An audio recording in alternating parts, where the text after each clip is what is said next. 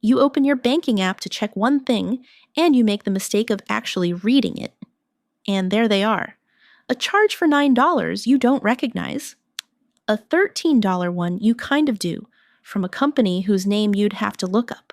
Something for $4.99 that just says the word plus and a number.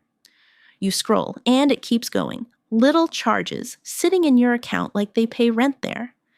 You do the thing where you squint and think, wait, am I still paying for that? And here's the part you don't say out loud. You are. You're paying for all of it.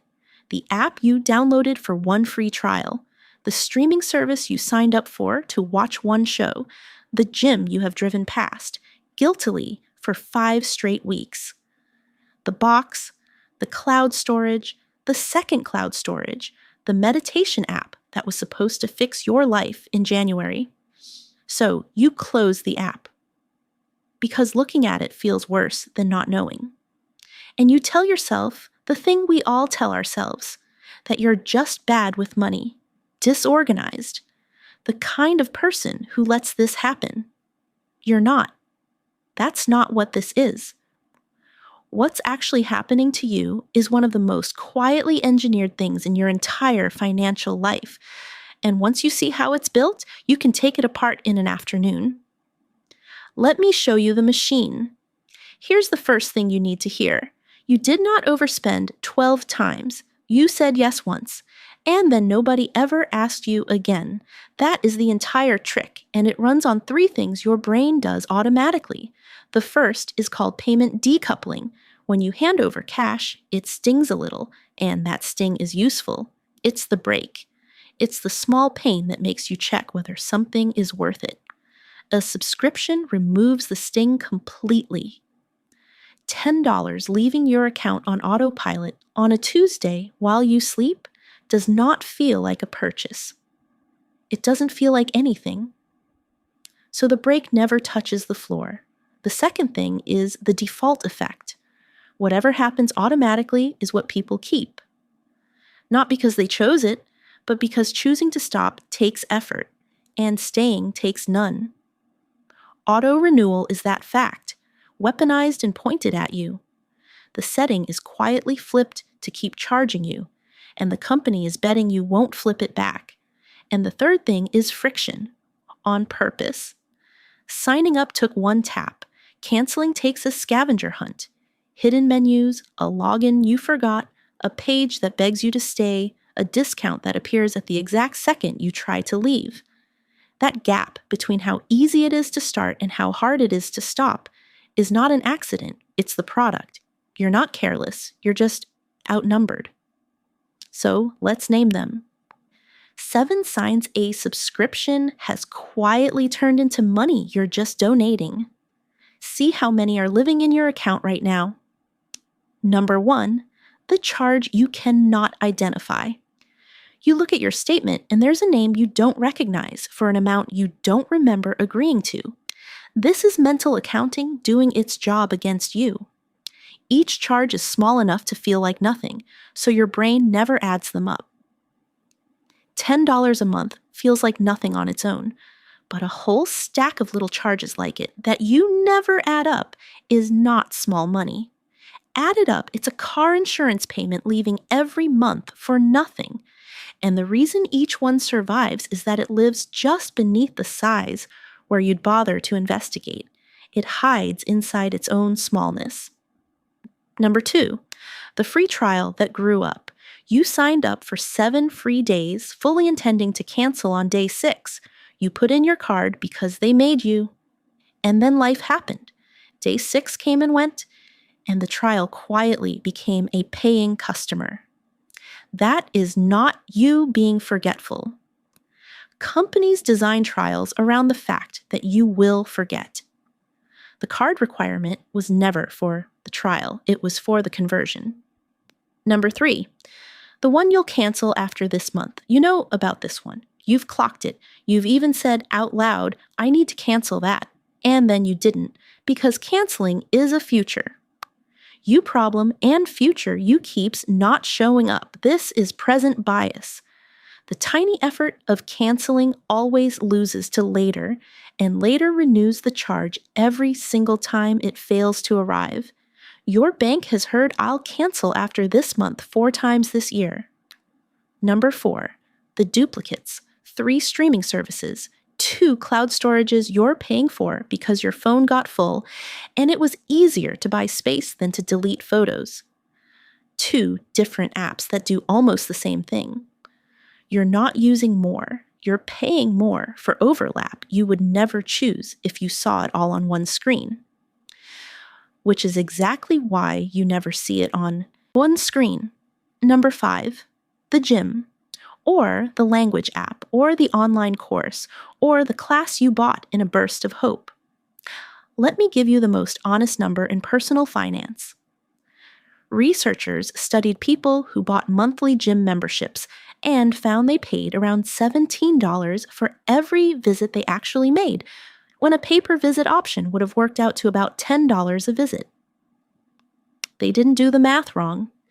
They overestimated how often future them would go.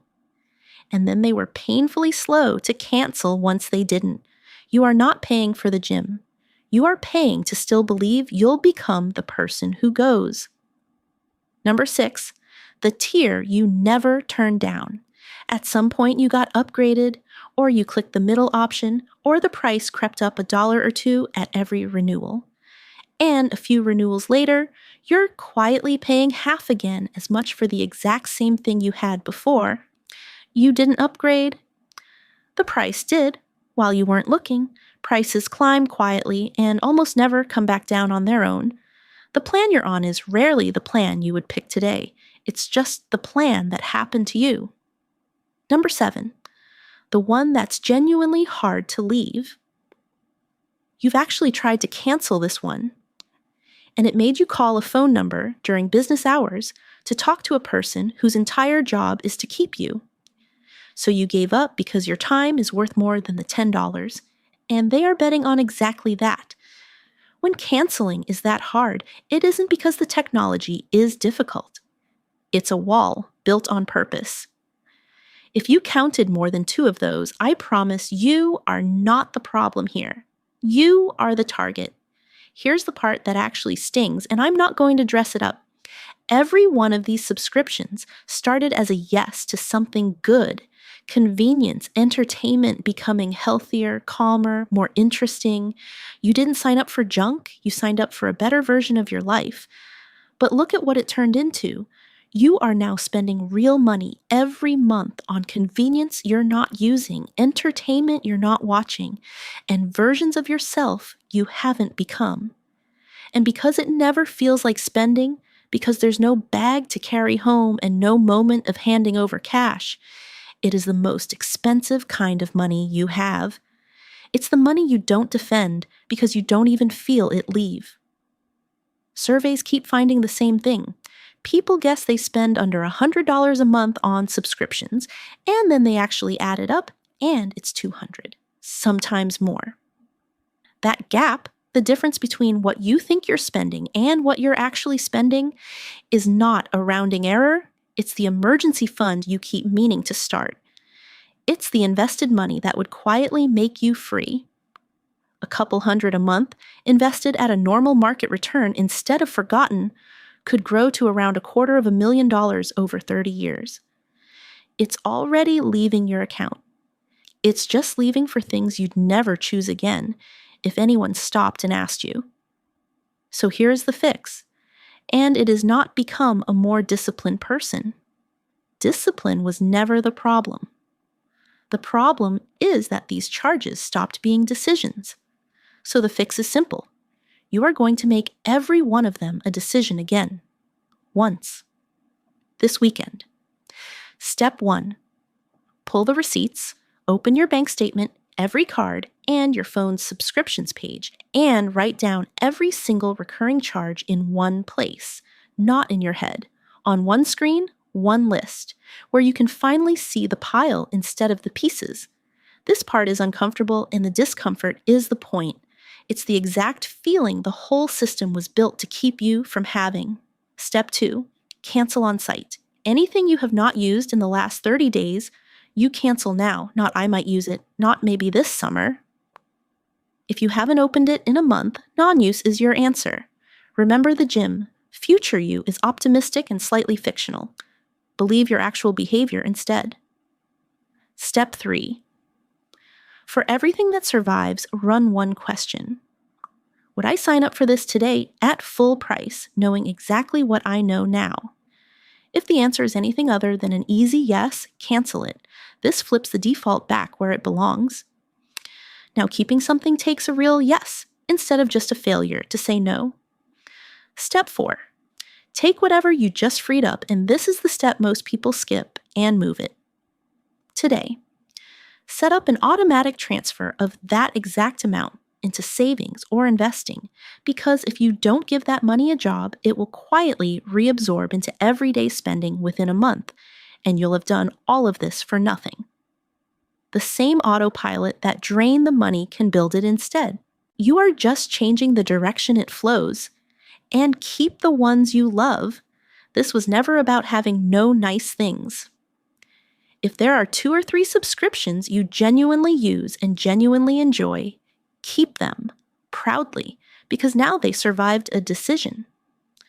A subscription you actually choose is a value. A subscription you forgot is a tax. The whole goal is just to know the difference. So before you close this and go open your banking app, which you should absolutely go do, I want you to answer one question for yourself. Which forgotten one is yours? The free trial that converted, the gym you're still paying to feel guilty about, or the app you opened exactly once? Tell me in the comments the specific one, the amount if you're brave, because naming it is how it loses the power to keep hiding. And then send this to the friend who you know right now has a subscription she is too scared to even go looking for.